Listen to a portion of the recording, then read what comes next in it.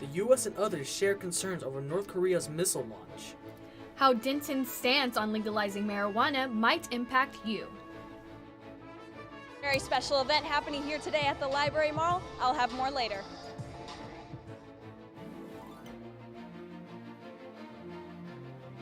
Broadcasting live from the University of North Texas, this is ntTV News at Noon.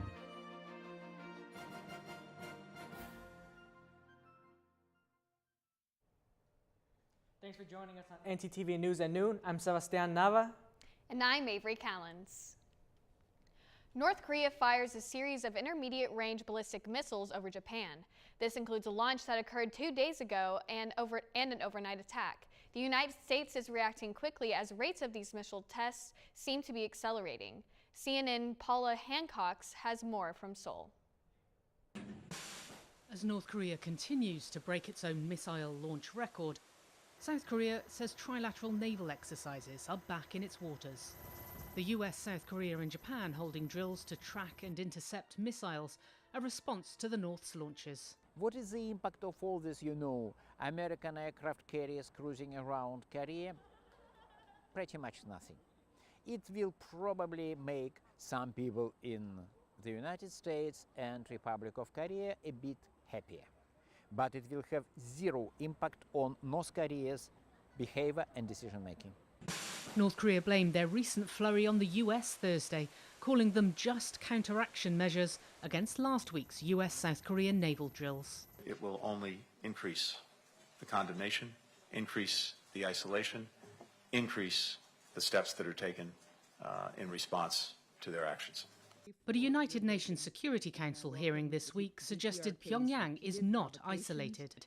While the US blamed Russia and China without naming them for enabling North Korea, Russia and China blamed the United States for increasing tensions, a schism that benefits Pyongyang. Kim Jong-un is doing what he thinks he can get away with. He's not expecting any kind of strong U.S. reaction. He's letting the South Korean government and the U.S. government know that he has significant capability. North Korea is expected to continue capitalizing on geopolitical turmoil, a seventh underground nuclear test expected at any time, if it happens, most likely after the Chinese Party Congress, so as not to anger its main benefactor. Kim Jong-un also released a 5-year plan less than 2 years ago. He appears to be working his way through that list. This leads many experts to believe that this cycle of testing will continue, especially as Kim Jong-un knows that he is very unlikely to face any more UN sanctions, while Russia and China are in no mood to side with the United States. Paula Hancox, CNN. The election is almost a month away, and we have more information on how to secure your vote this November. But how much more does the value of your vote change depending on where you're registered? We spoke to political science professor Dr. Gloria Cox to answer that question. Even if your candidate loses, it expresses some ideas. It shows John Smith or Jane Smith or whomever the candidate or the winning candidate is, that there are people who don't want them to be in office.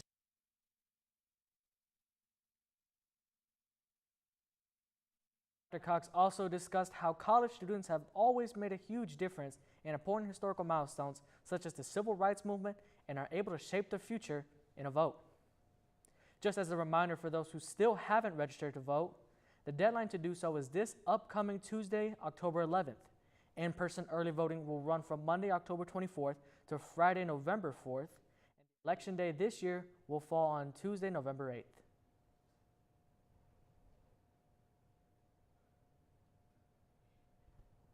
The city of Denton will be voting on a marijuana decriminalization ordinance titled Proposition B during the midterm elections on November 8th.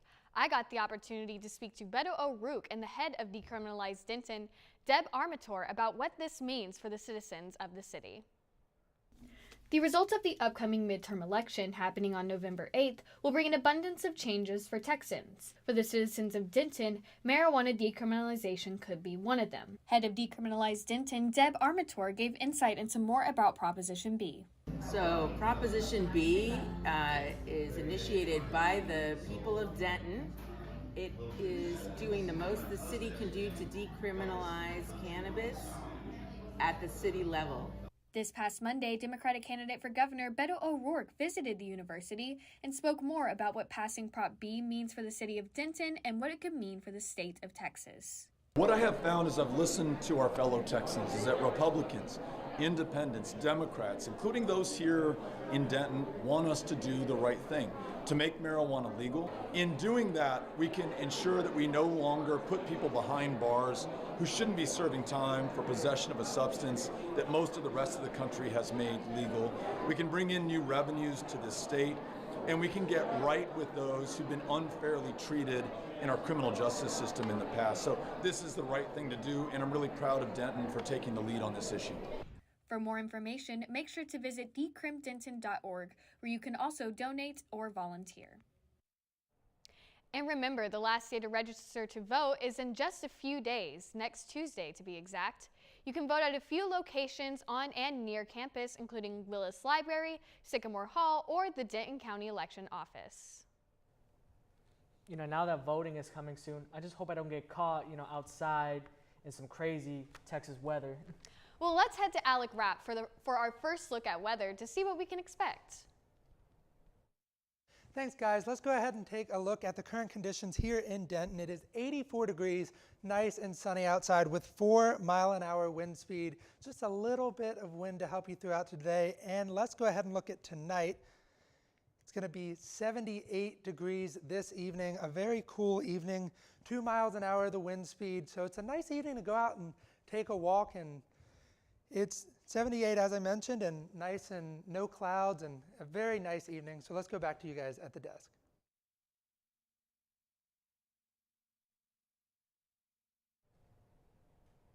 Thanks, Alec. When we come back, we'll look into relief efforts happening in Florida after the impacts of Hurricane Ian. And hear from students about the effects of littering around campus. Stay with us. Man, I have all these non-perishable food items and I don't know what to do with them. I don't have any food at all. Do you have too many non-perishable goods? Yeah. Have you run out of food and can't get any more? Yeah. Well, don't have a cow? Head on down to the UNT Food Pantry. Located behind Crumley Hall and Diamond Eagle Student Resource Center, the Food Pantry is the place for UNT students to get all the food they need. You'll be utterly surprised by all the options they have there.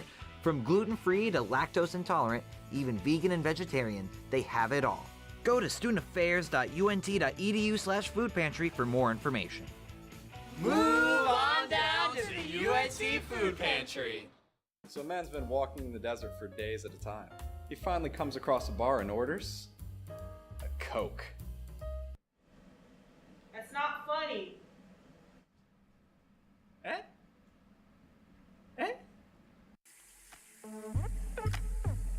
Hey, listen to my flow to save some H2O.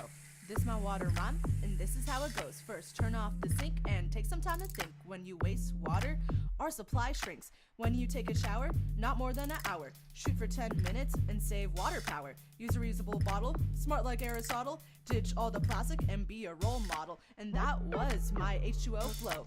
Please remember how it goes, because if you don't, Earth will go, oh no! Imagine it's ice cream day at the office. And everyone from the day before voted for their favorite flavor. Everyone but you. You decided not to vote. The flavor they picked isn't the one that you wanted. But can you really complain? Shh! Now imagine that with an elected official. Choose not to vote, choose not to be heard. Get registered today.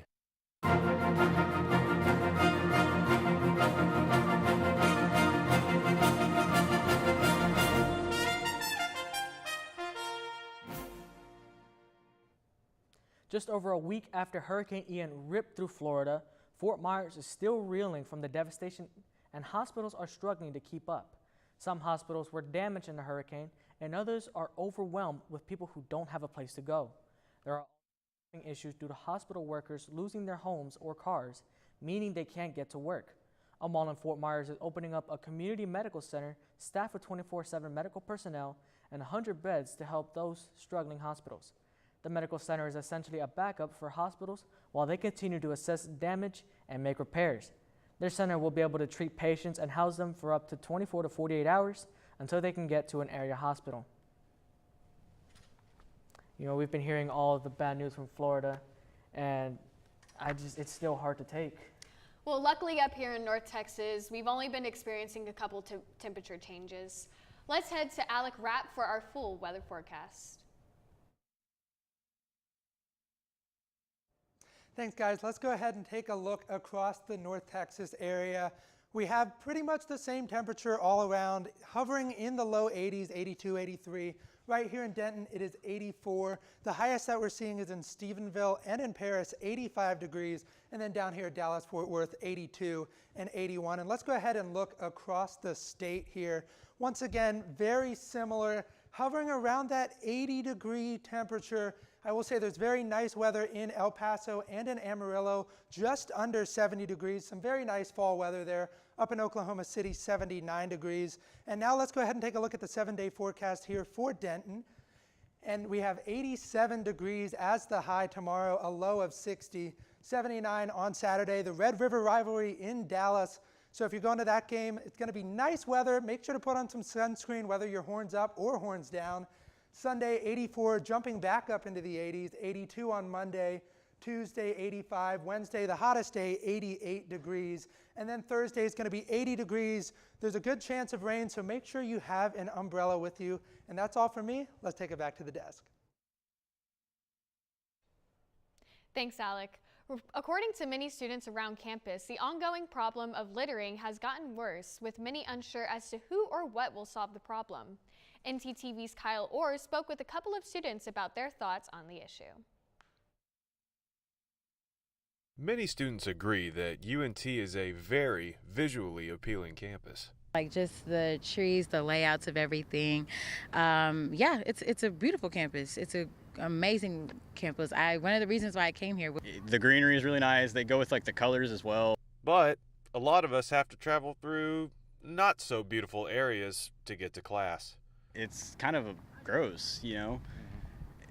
There's trash cans all over campus. So when you're walking around this beautiful campus and you drop trash on the floor, that is very bothering to the people that work and have to pick that up, and to the people that truly came here for the beautiful campus. The students then gave their thoughts on who bears more of the responsibility of containing outdoor litter, the students or the groundskeepers. It is on these students to take care of that littering problem. Like pick up after yourself, don't throw stuff on the floor, throw it away in the trash. I don't think people understand how many times they come here to pick it up. So yes, it's on the students to make sure you're taking care of your environment around you. It really is more up to the students, and you got to realize that a lot of the ground maintenance crew, they are students. They're working to pay for school, and so you need to stop being disrespectful if you're one of those people that leaves litter everywhere. And think about how your actions impact like the workers on campus, how it makes other students feel. It literally is so easy to throw your trash away, so throw your trash away. We can only hope that the problem will be addressed accordingly, but we can all agree that it will take the efforts of both students and faculty alike. SpaceX and NASA teamed up yesterday to launch a rocket to the International Space Station. The rocket is manned by a 4-person crew, including 2 NASA astronauts, an astronaut from the Japanese Aerospace Exploration Agency, and the first Russian cosmonaut to launch on an American spacecraft in nearly 20 years. Nicole Mann, one of the NASA astronauts on the crew, made history as the first Native American woman in space and also the first woman to serve as a commander of flight on a SpaceX flight. This spacecraft will connect with the ISS later on this evening. This is the 6th collaborative crew launch between SpaceX and NASA. Twitter's original character limit of 140 is now a thing of the past with the introduction of Twitter threads and now a multimedia tweeting option. Opposed to only using one form of media per tweet, users can now use up to 4 kinds of media per tweet. This includes text, GIFs, photos, and videos all rolled into one. Just click on the photo icon in the composer and have at it. This feature is available for both iOS and Android users. The American Cancer Society reports that fewer people are dying from breast cancer. CNN's Health Minute has more on this report. Improved research, better treatments, and screenings have all led to fewer people dying of breast cancer.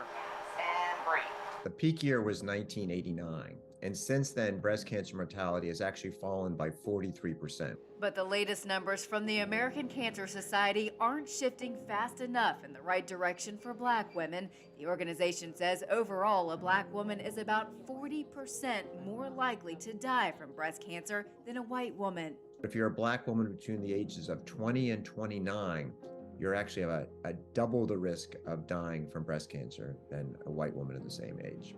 The American Cancer Society says it's important to make sure health care is adequate for everyone. Women of color, particularly Black women, are not always have their mammograms or facilities are the best, not always called back as appropriately they are, and not always given the same opportunities for some of our newer therapies. Screenings are key, but the organization says there was a dip in mammograms during the height of the pandemic. Well over 1 million fewer people went to their annual screening. It's important, if you do have cancer, that we find it really early, because then we can do something about it. For Health Minute, I'm Mandy Gaither. After the break, we'll check in with our live reporter, Isabella Quintanilla, to see what's going on outside of the Union Building.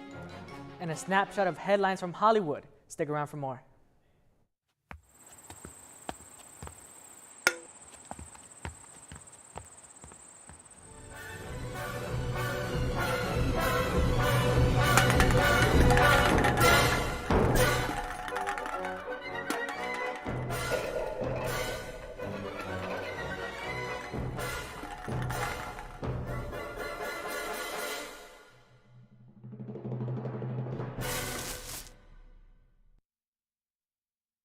UNT is more than 125 years in the making.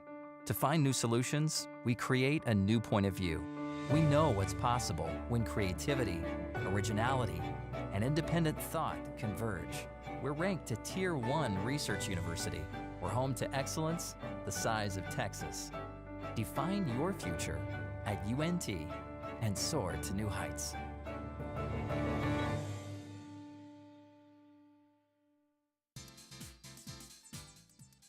Oh, hey, didn't see you there. Let's get started. This is a motor vehicle. This is the blinker mechanism. To use it, push it up for the right blinker and down to go left. You're welcome. It was easy.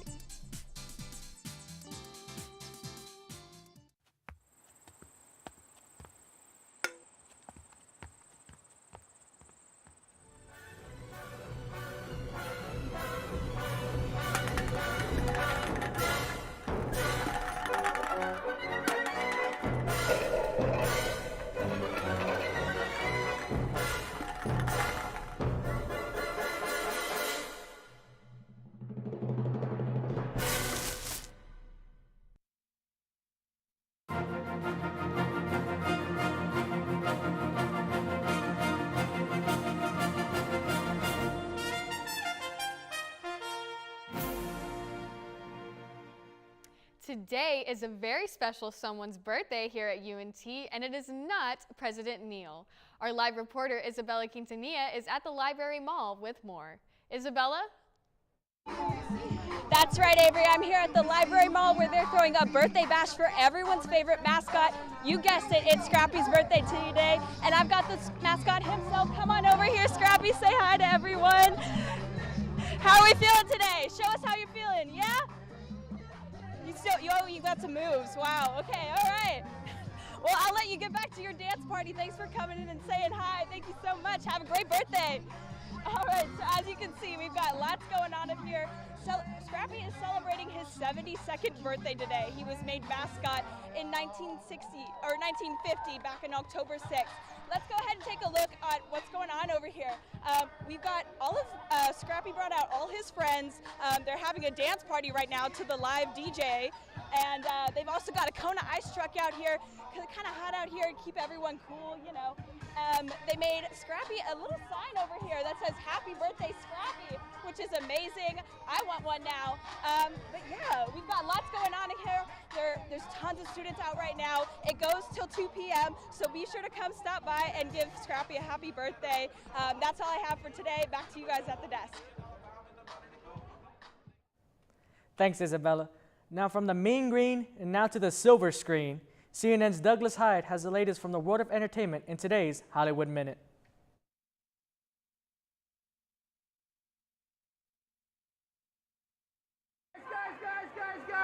Brad Pitt's rep is denying claims from Angelina Jolie about an alleged physical altercation on a private plane in 2016. In a lawsuit filed this week, Jolie claims Pitt choked one of their children and struck another in the face. Allegations Pitt's rep calls completely untrue. The former couple is in a legal battle over Jolie's sale of her stake in their joint French winery, Chateau Miraval. She died, and she died, and that hurts me every day. Alec Baldwin and others have reached an undisclosed settlement in the wrongful death lawsuit from the family of Helena Hutchins, the cinematographer shot and killed with a prop gun on the set of Rust. The film will be completed and released, and Hutchins' widower will receive a portion of the profits. You ain't driving, are you? I steer a little, but the ranger do most of the work. That's David Harbour as a butt-kicking Santa Claus in the upcoming action comedy Violent Night.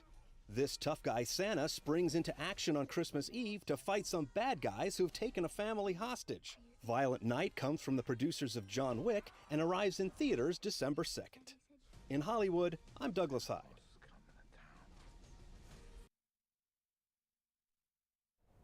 With all these movies coming out from Hollywood, I am eager to catch them all. Well, the only thing I'm looking forward to is the Mavericks season. So let's head on over to our sports anchor, Gabby Pippin, to see what she has for us from the world of sports. That's right, guys. I'll be discussing the Cowboys' NFC East showdown, the first preseason game for the Mavericks, and UNT's performance against FAU right after this.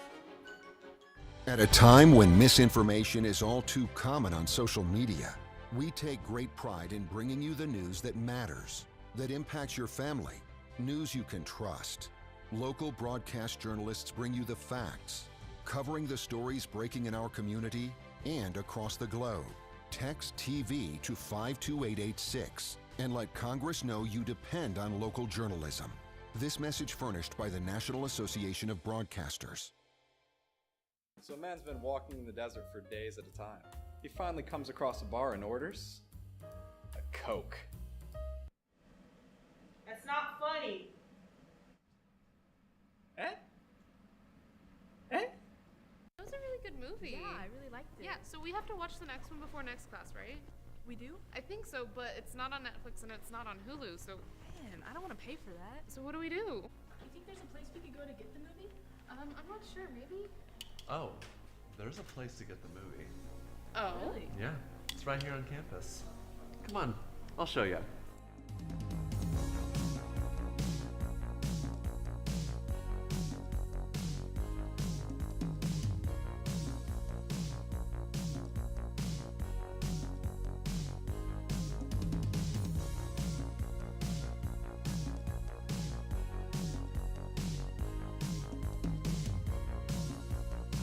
It's that time of year where everyone plays a dangerous game with the flu. Going in uneducated, you run the risk of symptoms like cough, migraine, and fatigue. Don't be like this guy. Combat the flu with cough drops, ibuprofen, and a good night's sleep. Be smart, don't catch the flu.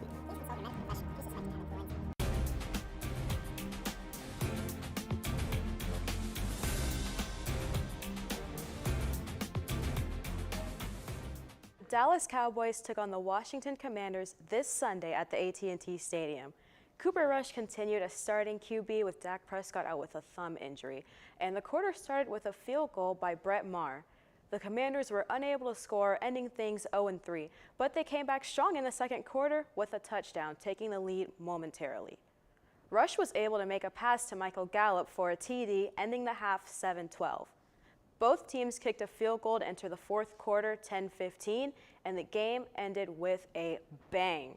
Cooper Rush and CeeDee Lamb connected for a 30-yard touchdown pass, and Brett Maher kicked yet another field goal, giving the Cowboys the win, 10-25. Now let's hope Cooper Rush's win streak continues next Sunday against the Super Bowl champion Los Angeles Rams. And the Dallas Mavericks kicked off their first preseason game last night at home against the Oklahoma City Thunder. And this was a huge game for the Mavericks, considering they have an updated roster with several new additions like JaVale McGee and Christian Wood, and they certainly didn't disappoint. The game was full of great Mavs plays, and Christian Wood proved to be their star defensive player with 16 points, 13 rebounds, and 1 assist.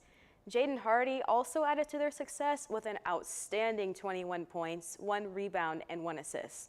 They kept a steady lead throughout the game, taking a win on the road 98-96. And this has fans excited to see the new and improved Mavericks as they play the Orlando Magic at home tomorrow night. And finally, this Saturday, UNT took on Florida Atlantic University at home during Parents Weekend. And this game was very special for UNT as they had several friends and family members in the stands watching, and this gave them the boost they needed. The game started off tough as it was a back-and-forth scoring frenzy between the two teams. Austin Ani was able to connect with Giari Shorter, and this was the push they needed to get ahead of FAU. This continued into the second half as Ani and Shorter connected 2 more times for touchdowns, and it allowed for UNT to get an amazing lead and end the game 28-45, their biggest lead this season. Fans hope this momentum continues into next Saturday against Louisiana Tech. That's all I have for sports. Back to you at the desk. Thanks, Gabby. Now that we're in October, I feel that I can finally declare it spooky season. CandyStore.com has released an interactive map of the most popular Halloween candy by state. According to the map, the most popular Halloween candy in the state of Texas are Starburst, followed by Reese's Cup in the second and Sour Patch in the third. The website posted the data to support their findings and found that Texans have bought over 450 tons of Starburst over the last 15 years. The National Retail Foundation estimates that Americans will spend over $3.1 billion on Halloween candy this year. It's comforting to know that I'm not the only one crazy about Halloween candy. Yeah, well, the good thing is you're not alone in contributing to that $1 billion industry. You share one? Yes, yes. Thank you for joining us here at ntTV News at Noon. Join us again tomorrow here on North Texas Television.